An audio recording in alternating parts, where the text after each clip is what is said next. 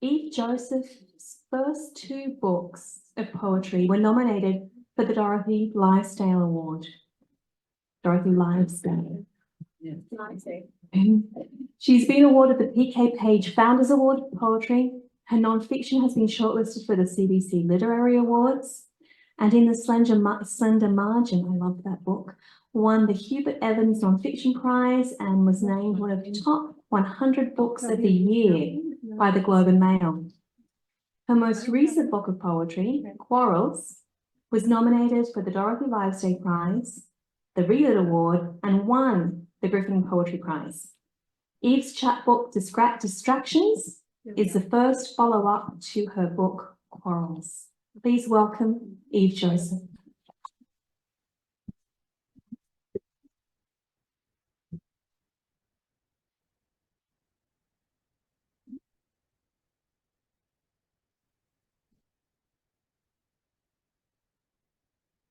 Thank you all for coming. And thank you, Karen, for organizing this, and Russell Books for hosting Planet Earth. It's really lovely to read with Sharon and Trish tonight. My thanks also go to Karen Schindler, Baseline Books. She, Arlene, your book is gorgeous. They're all handmade. She's an artist. I had no idea when I sent in these 12 poems to her what the process was going to be like working with her. These little gifts, they weren't gifts, but they felt like gifts. Would arrive. It would be discussion about the cover or about the paper that she chose. It was an astonishing experience. So thank you to Karen Schindler. There's only one, I didn't know if I was going to say this, but I'm going to say it. There's only one drawback to the book. And that's that I now think all poetry books need to only be 12 poems. It's completely ruined me.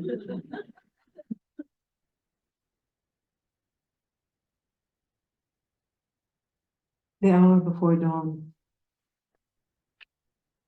How many silences penetrate other silences? The monk with his vows, a violin at rest in his black case. Two of Adelaide Crapsy's three, the falling snow, the mouth of one just dead. Not the dying or the death itself, but the wide open O of the moment, the breath gone from the lungs, yet still in the room. In one of your letters you wrote, silent as a tree falling asleep. Overly poetic, I thought, but still, I climbed out of the bedroom window that night to sit on the roof and watch them.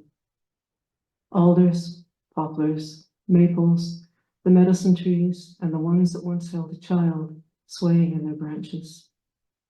Make no mistake, I saw them relax their limbs and droop, settling into their dreams.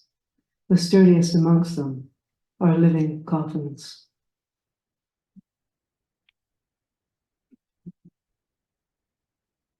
Saints. Everything was running too smoothly. Toilets flushed, potholes repaired themselves, lost children were found sleeping in their beds. People grew irritable. With nothing to solve, they began turning on one another. I was just a little girl. Troubles drifted above my head in the shape of whales and sheep. My mother had a hairdressing salon.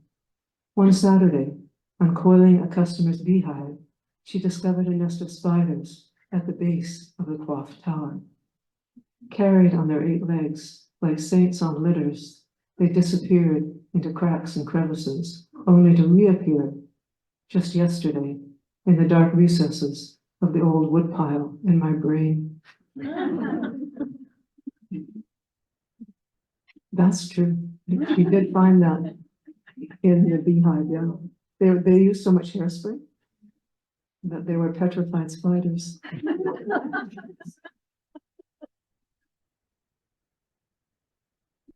Family history.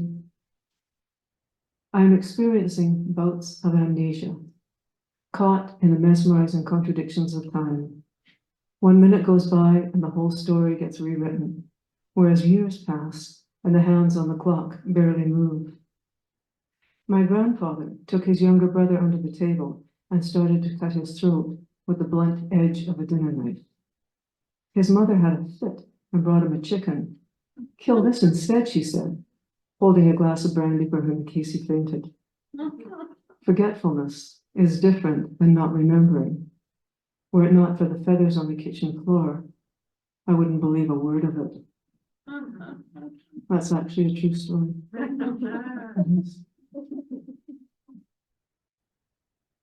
Intertidal zone. When I close my eyes, a tidal pool appears. A little trapped world swims behind my eyelids. All the creatures you expect to be there are there. Sea urchins, plankton, invertebrates, the things left stranded when the tide goes out. As a child, I counted to 100 while the others hid. "Where are you?" I called out. Nobody answered in the lengthening shadows. Have you not learned by now that you can't force it? That what wants to stay hidden stays hidden? I am happiest with my eyes closed. Some floaters wave as they pass. One, which looks just like my brother, winks as it drifts by with the jerky movements of a seahorse. Distractions. You invited a horse into the apartment, an old thoroughbred with a sway back. I didn't take it seriously at first, priding myself on not confusing a poem for something it isn't. Word by word you coaxed him in, and now it is my job to feed and curry your prodigious imagination. One day last week I volunteered on a farm shearing sheep. Today I picked dead bees out of old poems. I've lost track of the ways I distract myself. Walk with me. It all comes down to kindness, consideration. The way a farmer, before slaughtering a spring lamb, will fold her ears down gently over her eyes.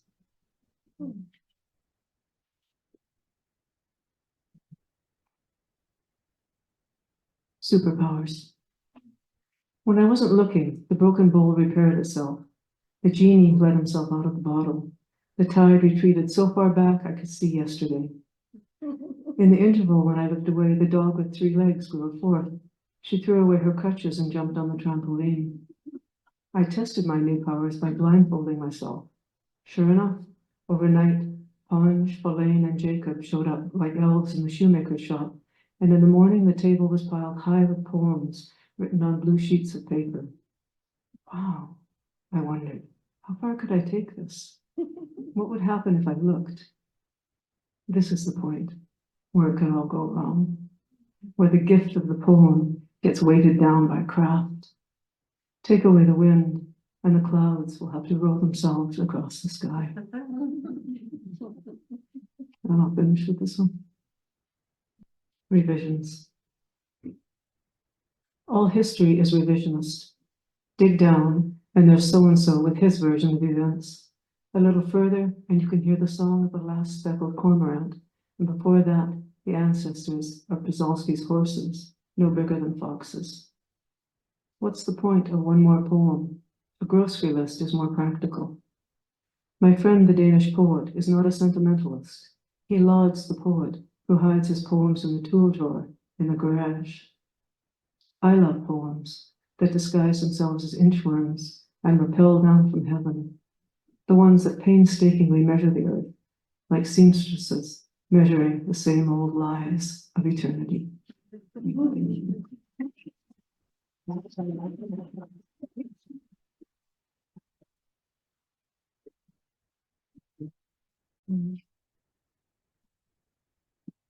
Sharon McCartney is the author of 7 books of poetry, including her most recent collection, Villa Negativa with Biblioasis, as well as several chapbooks.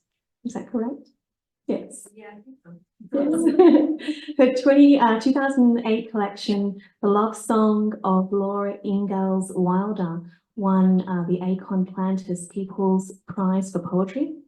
Her work has been twice published in Best Canadian Poetry in English, and over 30 of her works have been nominated or shortlisted for various awards and prizes.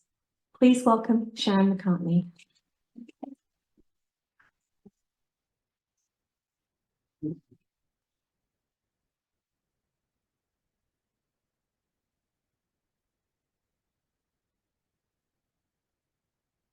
Thanks, Karen. Thank you, everybody, for being here. I will repeat the thanks to Planet Earth and Russell Books for hosting this, and to Karen Schindler and Baseline Press. Karen, if you're out there, I love you, my friend. You do such wonderful work. I'm going to read just the first sequence in the chapbook, which is called Hey Trouble and Other Poems. And the first sequence is titled Hey Trouble. It comes from a long manuscript that I've been working on for a few years. I got about 50 pages now of various stuff, and it all plays around with the phrase Hey Trouble, which is something that someone said to me decades ago, kind of, you know, just walking past a group of boys, and one of them says, Hey Trouble, and I kept walking. But it always stuck with me. You know, I walked away thinking, what the hell? Like, why? Why would you be attracted to trouble? Why? Why would we seek that out? And then I spent a lifetime seeking out trouble. So this Hey Trouble gets repeated. I just kind of like playing with the phrase. You'll hear some repetition. And also, I lived in Victoria from 87 to 2000, and then I foolishly moved away. It took me 20 years to get back here, but I made it, thank God. And the last 3 years before I got back were spent in Edmonton, and that's when I started working on this sequence. So there's a little bit of Edmonton in here. You'll hear that. Hey Trouble. Jettison the need, walk straight into trouble, humming that tune. Devil with a blue dress on. Hey Trouble, you're the only one I can talk to.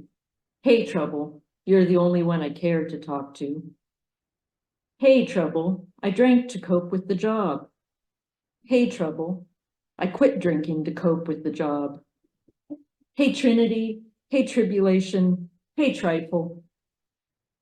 The dog's comfy chair goes unused. I fluffed and folded his wool blanket 2 weeks ago, and it looks exactly the same. He can't jump up anymore, but I can still lift him. A warm spring day in Edmonton, cumuli to the west, the air oddly damp and smelling of the Rockies. If my basement stays dry, I could be happy here, but I won't. Hey Trouble, I despair. Because that's what I do, I despair. There's some comfort in that. Hey Trouble, I think it's time to put the dog down. Hey Trauma, hey Triage, hey Trotsky. Life is just trading one ache for another. Each blister is painful, but a walk clears my head. Hey Trouble, I do not know how to be other than alone. And believe me, I have tried. Disastrously. Ask the men.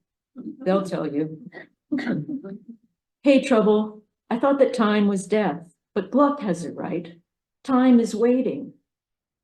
Hey Trouble, stop waiting. Conquering demons is a lifelong task. Put your arm around the shoulders of one and another introduces itself. I smile at each, not obsequiously, but knowingly. Come in, I see you. Let me fix you a snack. Grief and lamentations, trying to hold on to what must not be held. No stasis, all movement. Hey Trouble, remember that. Hey Trouble, even when I am alone, even when I am forsaken and forgotten, spurned, even when I have nothing else, I have the ability to examine.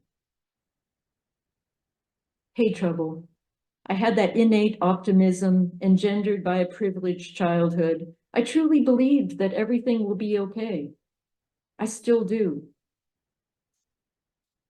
Hey, Trouble. I saw the best minds of my generation become policy analysts. Hey, Trouble. You are not as bright as your LED headlights. The world is too much with us. I am so tired of hearing your phone conversations. Hey, Troubadour. Hey, Trousers. In a world of watchers, of people who are unable to amble anywhere without ogling the internet, one must be one of the watched. Hey, Trouble. It all, I mean this, seems so silly now. Paltry palaver. Hey, Trouble. Meet sullen and intransigent obstinacy with kindness, with forbearance. Hey, Trouble.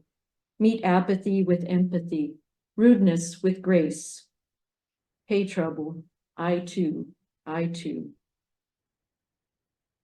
Hey, Trouble. I escaped the high lonesome and its dramatic climate, bipolar swings, the vortex's sucker punch dropping to -38, or in summer, black brows of thunderstorms glowering overhead, gusts ravaging branches and rattling the new decorative street signs.